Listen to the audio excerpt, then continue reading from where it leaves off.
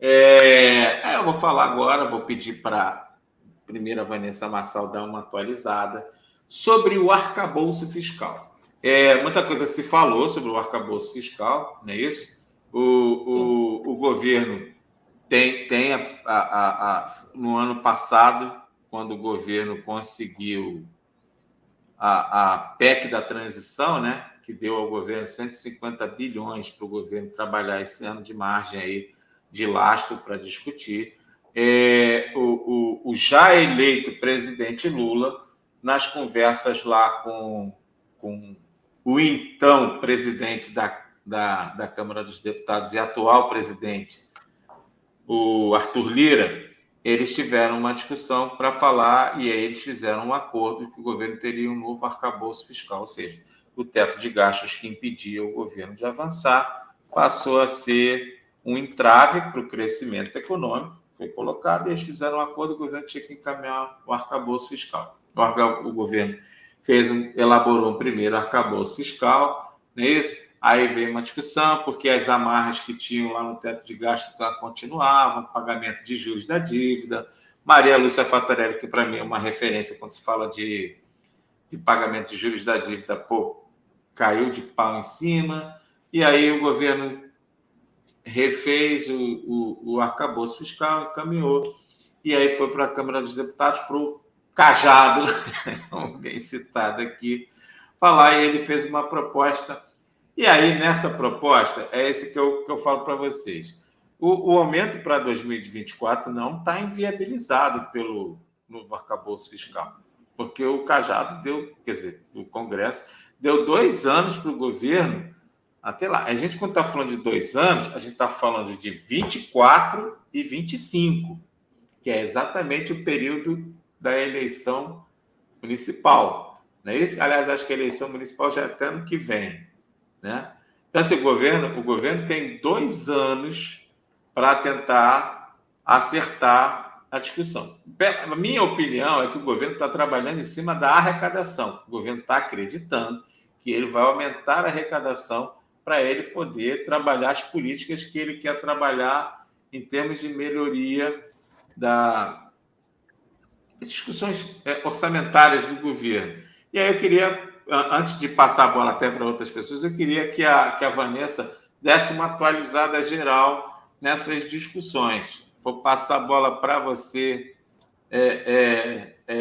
Vanessa. Vanessa, dá uma atualizada aí sobre essa questão do arcabouço fiscal. Então, presidente, após um dia de intensas negociações, né, o relator do arcabouço fiscal na Câmara, que é o deputado Cláudio Cajado, do Progressista, ele inseriu uma série de gatilhos, né, na verdade. Esses gatilhos no arcabouço fiscal são medidas de correções automáticas de despesas. Então, caso a meta para as contas públicas não seja aí cumpridas, as mudanças elas foram anunciadas após a reunião com líderes da Câmara na noite de segunda-feira, no dia 15. Então, na reunião, ela também ficou decidida essa urgência do projeto do novo arcabouço fiscal ser votado, né? E se passar pela votação, o projeto vai direto ao plenário, sem precisar passar por debates em comissões específicas para o tema. A votação da proposta em si, ela deve ficar para a semana que vem. Mas ele já pediu urgência. Sim. E assim, o governo vai passar com uma folga, até porque o governo já liberou emenda para todo mundo aí, né? Vai passar com folga esse arcabouço fiscal. Só que o arcabouço fiscal ele está sendo negociado direto, o Cajado direto com o Marcelo Cajado, né? Direto com o ministro da Fazenda, o Fernando Haddad. Isso, exatamente, presidente. Inclusive, em reunião na Câmara dos Deputados, nesta manhã, o ministro da Fazenda, o Fernando Haddad, ele disse que espera alcançar aí de 300 a 350 votos favoráveis ao projeto que regulamenta aí o novo arcabouço fiscal. Então, para essa aprovação, só para que todo mundo fique ciente aqui na live, que para a aprovação do projeto de lei são necessários aí pelo menos 257 dos 513 votos dos deputados, tanto na votação da urgência quanto para aprovação do projeto de lei. Votação mínima, né? tiver um deputado a mais, já é o suficiente para ele ganhar. Aí eu queria que você falasse agora sobre os gatilhos que ele tem com relação a servidor, que esse é o desespero que tomou conta de todo mundo. Então, presidente, o relator, Cláudio Cajado, ele adotou medidas de ajuste fiscal caso a meta não seja cumprida. Então, essa meta, ela será anual e fixada no início de cada governo, tá? O resultado é a diferença entre as despesas e as receitas do governo. A dúvida de muitos servidores é justamente esses gatilhos. Então, o governo, ele fica proibido, caso a meta seja descumprida por um ano, vamos deixar aqui reforçado, a criação de cargos, empregos ou função que implicam aumento de despesa, alteração na estrutura de carreira, criação ou majoração de auxílios, criação de despesas obrigatórias, reajuste de despesas, com exceção do salário mínimo, concessão do benefício tributário, e caso a meta ela for atingida, essas medidas que eu citei deixam de valer. Eu lembrei da Dilma Rousseff, sabia? Se a meta for atingida, a gente dobra a meta. Caso a gente atinja a meta, a gente dobra a meta. Pô, fala mais ou menos isso. Eu acho o seguinte, ó, eu não estava participando desse seminário. Tá aqui 3 pessoas que estavam participando: Sérgio Nilo, doutora Thalita e doutor Rian. Quando seminário jurídico da Condicef, quando o Sérgio Mendonça participou da abertura, Vanessa, Sérgio Mendonça foi claro, categórico, que eu acho que o governo não vai mudar esta dinâmica. Esse ano é ano de reestruturação de carreira. Você vê que ele não está falando de reajuste salarial. Ele fala de reestruturação de carreira, que é diferente o termo. Concorda? Que o governo, de fato, precisa reajustar mesmo. Está em pauta aqui a aglutinação de vários segmentos. Tá? Aglutinar. E aí eu acho que, nesse momento, talvez a defesa busque aí uma dinâmica específica para ela, porque essa era a dinâmica que a defesa buscava antes. Porque hoje a defesa você tem... Por isso que eu falo que vai ser importante a gente ter as discussões. A gente já teve plano de cargos, o pessoal que não é contemplado por carreira nenhuma, o plano de cargos da defesa, hoje, e que não avançou. A gente tem hoje, dentro do Ministério da Defesa, PCCTM, Ciência e Tecnologia, Magistério, Grupo DACTA. Aí você tem agora novas discussões de ICT, que é uma discussão que é pertinente, é dentro do Ministério da Defesa, mas é uma discussão que tem que avançar para dentro. E aí eu já estou falando para outro sindicato que invadiu nossa base aí para ir nessa linha, que é para buscar o Ministério de Ciência e Tecnologia, que o Sinfa vai fazer isso também, não é isso? Tem o pessoal do Magistério, e aí, nesse caso, não há invasão de base, porque quem sempre esteve à frente dessa discussão foi o Sinasef, e aí a gente nunca interferiu, porque o Sinasef, que é o sindicato do pessoal da educação, eles sempre tiveram uma luta muito forte nesse sentido, então o Sinfa só fica acompanhando de fora mais a luta, porque eles têm uma ligação muito forte com o Ministério da Educação. São todas bandeiras de dentro do Ministério da Defesa. Então está uma coxa de retalho. E agora, com a novidade, é a carreira de defesa nacional, que é um projeto do atual ministro da Defesa, que eu acho que, para mim, eu sou contra, porque vai ser mais uma carreira dentro da defesa, quando a defesa tinha que ter uma carreira específica. Mas, assim, a gente está na pauta para a discussão do ano que vem, carreira, reestruturação de carreira. A gente não está falando de reajuste salarial, não. A gente está falando de reestruturação de carreira. Aonde isso vai atingir aposentados e pensionistas é que a gente tem que ver. Porque qualquer benefício que o ativo tenha, aposentado e pensionista tem que ter. A não ser que a discussão vá na direção do auxílio alimentação, conforme queria o governo anterior.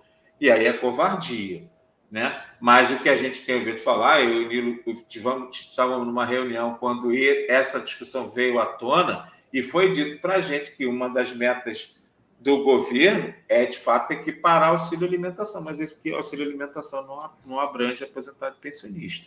A gente não conseguiu ter uma conversa específica com o governo sobre per capita do plano de saúde. A gente espera que a gente tenha no governo a gente espera que a gente possa discutir para 2024. Então, assim, essa é a pergunta que eu faço para você. Vanessa parecia até uma repórter do G1 agora falando, né? Mandou benzão. Em algum momento, a meta não atingida afeta do 2024? Não afeta. É importante reforçar isso. Não afeta. Se tiver que afetar, é só a partir de 2026. Porque o governo tem 2 anos, ele tem 24 e 25. Que o governo atingir a meta, dobra a meta.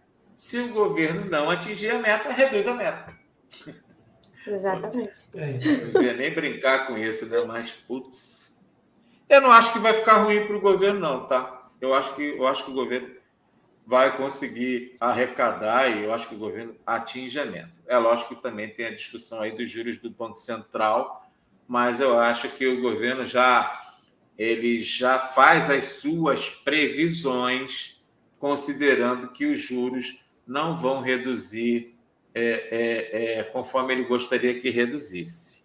Vou abrir a fala, em primeiro lugar, aqui para Sérgio Miro, para ele fazer as considerações. Depois eu queria ver a doutora Thalita, doutor Rian e Francisco falando. Bom, vai lá, Nilo, fala aí. Em primeiro lugar, eu gostaria de parabenizar a nossa jornalista, porque ela estudou bem mesmo o caso, que ela nem deixou nada para mim falar. Ela levou tudo. Mas eu gostaria só de fazer um acréscimo, que na questão como se fala, tudo aquilo que você citou aí, tem a questão também de caso não atingir a meta, que aí cortaria, aí atinge logo o servidor público, né? Aí o não reajuste, o não também concurso público, né? Que foi um detalhe que você não citou, mas ela mandou super bem. E é basicamente isso mesmo. Outra coisa também que o Cajado falou muito bem foi da posição do Haddad. O Haddad está conduzindo isso da melhor forma possível. Ele não abandona, ele está sempre no Congresso, sempre com os líderes, sempre com os deputados, para alinhavar da melhor forma possível. Então, eu também acredito que isso aí não vai acontecer. O governo vai saber mandar isso aí super bem. Para 24, realmente não existe sombra, né? Nem 24, nem 25, porque o governo tem 2 anos. É a partir de 2 anos que, caso não atingindo a meta, que poderá sofrer, né, com relação a isso. Mas, enfim... a gente tem que aguardar, porque assim... A Vanessa já tinha falado tudo. É só mais uma observação. Deixa eu só colocar aqui, porque foi anunciado hoje. Pô, esqueci de. Deixa eu só colocar aqui. Foi anunciado hoje o novo secretário de Gestão de Trabalho do Ministério da Gestão no lugar do Sérgio Mendonça. Ia para sair? Não, voltei. Vai ser José Lopes Feijó. Ele vai assumir a secretaria. Eu conheço ele de uma manifestação que a gente fez uma vez. Ele falou comigo por telefone. Ele foi ex-presidente do Sindicato Metalúrgico de São Bernardo, né? Ele está assumindo o Ministério da Gestão, que estava sendo ocupado interinamente pela Mary Lucas. Eu nunca negociei com ele, mas ele tem uma boa relação aí com a Conticef, então isso aí ajuda nessa questão. Das observações que a gente teve o governo estava esperando de fato, a aprovação, hein, Vanessa? Bota isso para você sempre falar. O governo está esperando de fato a aprovação do novo arcabouço fiscal para começarem as agendas setoriais, tá? Como eu acho que essa votação vai ser rápida, não vai ter grandes discussões, o governo correu atrás na semana passada para impedir que a base aliada, que o Fogo Amigo, emendasse, colocasse emendas ao arcabouço. Eu acho que ele conseguiu travar isso aí. Eu acredito que o governo vai passar batido. Na semana passada, quando começou a ter alguma suposta crise, o presidente da República, Lula, chamou lá a Esther Dweck. Estava lá junto com o Lula na semana passada discutindo sobre a questão do arcabouço. Fala, Nilo. Sendo que a votação da urgência ela é na data de hoje, tá? Não sei, mas é hoje. Vamos lá, doutora Thalita, doutor Rian. É hoje. A urgência, é isso, foi. Pediu urgência mesmo, foi votada, né? O que mais preocupa nessa situação toda é, assim, se tiver algum déficit fiscal, né, é o congelamento aí do salário dos servidores, né, que nos preocupa muito, e a falta de novos concursos públicos, né. Então, volta naquela situação, que é um ciclo, né, no momento de crise, a primeira situação que o governo olha é para, entre aspas, prejudicar o servidor, ou a remuneração, ou novos concursados. Então, isso é muito ruim. Eu recebi uma nota das centrais sindicais, né, falando que eles vão atuar junto ao parlamento para tentar retirar isso, né, essa situação de regime, fazer um regime fiscal sustentável. Né, a nota das centrais sindicais no encontro que teve em São Paulo, e aí atuar junto ao parlamento para garantir essa situação, um benefício aí para os servidores. Né? Não sei se você recebeu, por exemplo, até te mandar, tá? Acabei de receber aqui, do Congresso Online que eu participei. É o seminário do marco regulatório? Isso. A gente estava tentando. Que é o da CSPB. Exatamente. Vou te mandar agora, tá, presidente? Não, mas pode falar, continua. Não, então, aí essa é a minha preocupação. O arcabouço fiscal, nós já falamos algumas vezes, é uma meta difícil de ser cumprida, tá? Então, eu acho isso preocupante, porque ainda fala em amortização dos juros da dívida pública, sensivelmente, ou seja, não dá uma previsão clara para mim, né? Então, a partir desse momento, que não dá uma previsão clara do gasto público, e aí uma situação é congelar salário e não fazer concurso, então é preocupante. Então, acho que o sindicato, né, o CINFA, junto com a Unicef, enfim, as entidades sindicais, tem que olhar, sim, a questão de preocupação com o servidor público, para não, num momento de crise, essa bomba não voltar para o servidor. Evitar isso. Entendi. Não, essa é uma preocupação geral, tá? Várias falas de vários segmentos, de vários setores, estão criticando a questão do arcabouço fiscal por manter a questão do pagamento de juros da dívida. Volto a dizer, minha referência sobre essa questão é Maria Lúcia Fatorelli, e ela bateu muito nessa tecla. Não pode juros da dívida pública ser prioridade para pagamento de dívida, entendeu? Ela entendia que isso tinha que ser retirado, porque isso é um dos pontos chaves aí do teto de gastos, entendeu? Mas vamos ver como é que o governo vai caminhar. Eu acho que a gente vai ter uma noção exata no ano que vem. Esse ano a gente não consegue ter uma informação mais precisa, não, né? Mas E é uma dívida que a gente já falou aqui, que não tem lastro, né? Ninguém sabe quando vai terminar, enfim. Onde começa, onde termina, só falam da dívida, que é gigante. Exatamente. E aí é que fala, a dívida é alta e os juros também.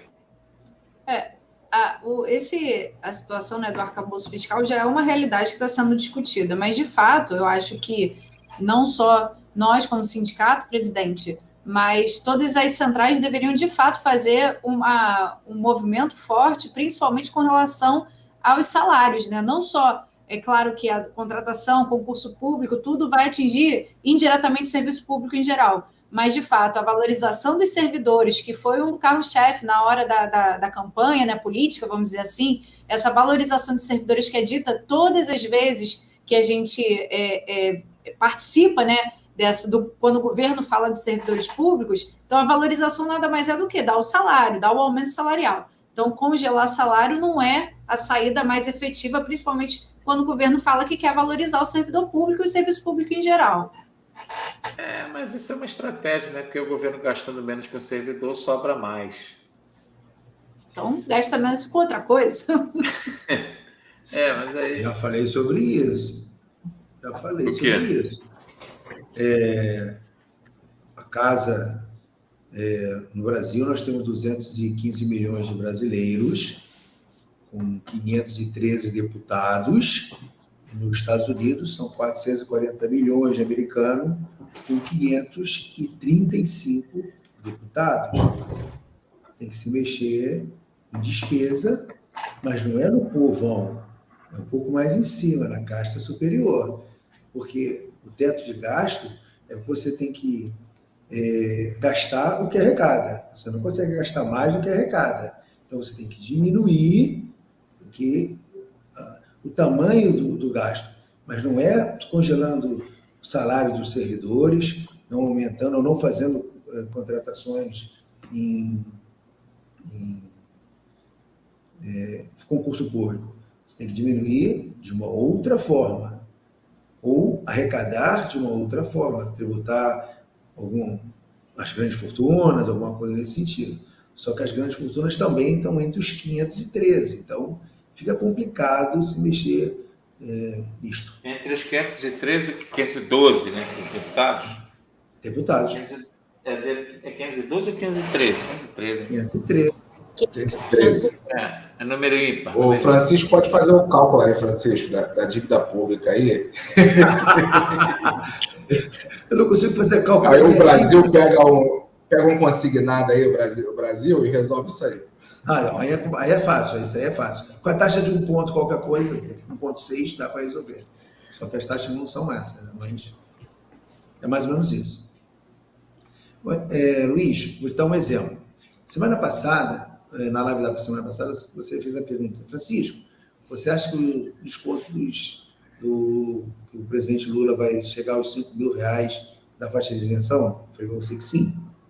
Acredito que sim, que é um movimento político, mas ele precisará cobrir essa arrecadação que ele vai abrir mão. Já começou algumas mudanças. Hoje você gasta R$20.000 de plano de saúde, você abate os R$20.000 na declaração de imposto de renda. Já há conversas para limitar a 8.000. Então, 12.000 você gasta, não tem reembolso. Entende? Entendi. Dá com um, tira com a outra. E se vacilar, tira com duas, ao invés de dar com uma.